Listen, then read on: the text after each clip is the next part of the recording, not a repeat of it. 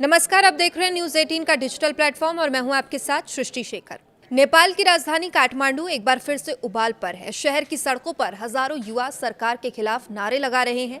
जिस जेनजी ने बदलाव की उम्मीद के साथ मौजूदा नेतृत्व का समर्थन किया था, आज वही युवा विरोध की सबसे मजबूत आवाज बन चुका है। आखिर ऐसा क्या हुआ कि विकास के नाम पर शुरू हुआ एक अभियान अब बड़े राजनीतिक और सामाजिक विवाद में बदल गया है?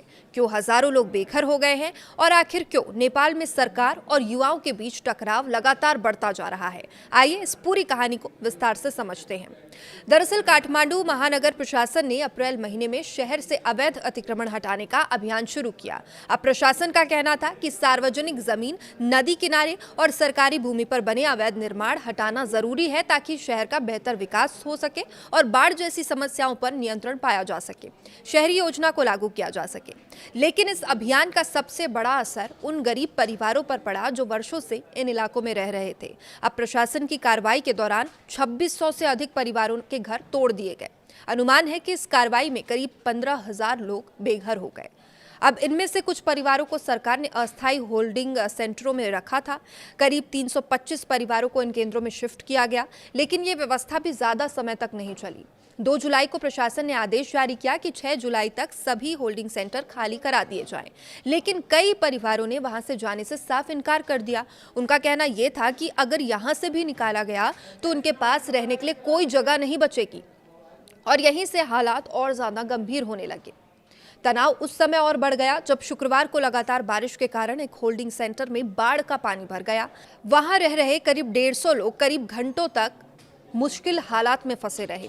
अगले दिन कुछ युवा कार्यकर्ता और सामाजिक संगठन वहां राहत और स्थिति का जायजा लेने पहुंचे, लेकिन आरोप है कि पुलिस ने उन्हें रोकने की कोशिश की और प्रदर्शन के दौरान लाठीचार्ज किया। इस कार्रवाई में एक युवा कार्यकर्ता गंभीर रूप से घायल हो गया। उसका चेहरा बुरी तरह जख्मी हो गया और तस्वीरें सोशल मीडिया पर तेजी से वायरल हुई। अब यही तस्वीरें देखते ही पूरे नेपाल में गुस्से की आग भड़क उठी। अब विरोध केवल बेदखली तक सीमित नहीं रहा, बल्कि पुलिस की कार्रवाई, मानवाधिकार और सरकार के रवैये पर भी सवाल उठने लगे। तो सबसे दिलचस्प बात यह है कि विरोध करने वालों में बड़ी संख्या युवाओं की है। इन्हीं युवाओं ने हाल ही के वर्षों में बदलाव की राजनीति का समर्थन किया था। वे पारंपरिक राजनीति से अलग नई सोच, पारदर्शिता और बेहतर प्रशासन की उम्मीद कर रहे थे, लेकिन अब उनका आरोप है कि विकास के नाम पर गरीबों को उनके घरों से बेदखल किया जा रहा है। प्रदर्शन कर रहे युवाओं का कहना है कि अगर किसी इलाके को खाली कराना जरूरी भी था तो पहले पुनर्वास की स्थायी व्यवस्था की जानी चाहिए थी। बिना वैकल्पिक आवाज दिए लोगों को सड़क पर छोड़ देना किसी भी लोकतांत्रिक व्यवस्था में उचित नहीं माना जा सकता। हालात तब और संवेदनशील हो गए जब इसी महीने 25 वर्षीय प्रदर्शनकारी गणेश नेपाली की मौत की खबरें सामने आई। अब रिपोर्ट्स के मुताबिक उन्होंने कथित तौर पर पुलिस द्वारा उनकी मोटरसाइकिल पर व्हील लॉक लगाए जाने के बाद आत्मदाह कर लिया। हालांकि इस घटना के कारणों और परिस्थितियों को लेकर अलग अलग दावे भी सामने आए, लेकिन इस घटना ने सरकार के खिलाफ नाराजगी को और बढ़ा दिया। इसके अलावा कई छात्र नेताओं, सामाजिक कार्यकर्ताओं और पत्रकारों की गिरफ्तारी की खबरें भी सामने आई। राजधानी काठमांडू के अलावा कोशी प्रांत में भी दर्जनों लोगों को हिरासत में लिया गया। इन गिरफ्तारियों की विपक्षी नेताओं ने भी आलोचना की और सरकार से संयम बरतने की मांग की। सरकार और महानगर प्रशासन का कहना है कि अतिक्रमण हटाना कानून के अनुसार किया जा रहा है और प्रशासन का तर्क यह है कि सार्वजनिक जमीन पर अवैध कब्जे लंबे समय से शहर की सबसे बड़ी समस्या में शामिल रहे हैं। वहीं अधिकारियों का कहना है कि अगर ऐसे निर्माण नहीं हटाए जाएंगे तो फिर भविष्य में बाढ़, ट्रैफिक और शहरी विकास की जो समस्याएं हैं वो और ज्यादा गंभीर हो जाएंगी। सरकार ये भी कह रही है कि प्रभावित परिवारों के लिए अस्थायी व्यवस्था की गई थी और आगे भी समाधान तलाशने की कोशिश जारी है, लेकिन आलोचकों का ये कहना है कि केवल अस्थायी आश्रय देना पर्याप्त नहीं था। जब तक स्थायी पुनर्वास की व्यवस्था नहीं हो जाती तब तक इस तरह की कार्रवाई गरीब परिवारों के लिए बड़ी अमानवीय समस्या बनी रहेगी।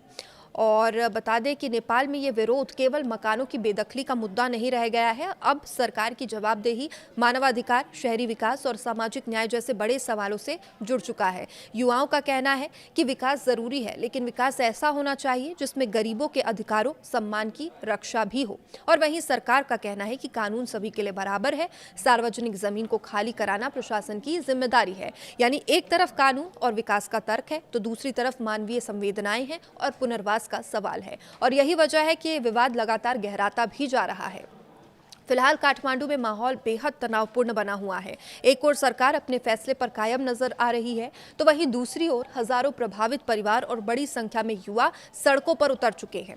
आने वाले दिनों में सरकार इस संकट का समाधान बातचीत से निकालती है या फिर टकराव और बढ़ता है, इस पर पूरे नेपाल की नजर बनी हुई है। लेकिन एक बात साफ है कि किसी भी शहर का विकास तभी सफल माना जाता है जब उसमें आधुनिक बुनियादी ढांचे के साथ साथ आम नागरिकों, खास करके गरीब और कमजोर वर्गों के अधिकारों की भी रक्षा हो। अब देखना होगा नेपाल सरकार इस चुनौती का सामना किस तरह से करती है और क्या बेघर हुए हजारों परिवारों को स्थायी राहत मिल पाती है। आप इस पूरे मामले को किस नजरिए से देखते हैं? क्या विकास के लिए इस तरह की कार्रवाई जरूरी है या पहले प्रभावित लोगों के पुनर्वास की व्यवस्था होनी चाहिए? अपनी राय कमेंट में जरूर बताइएगा। नमस्कार।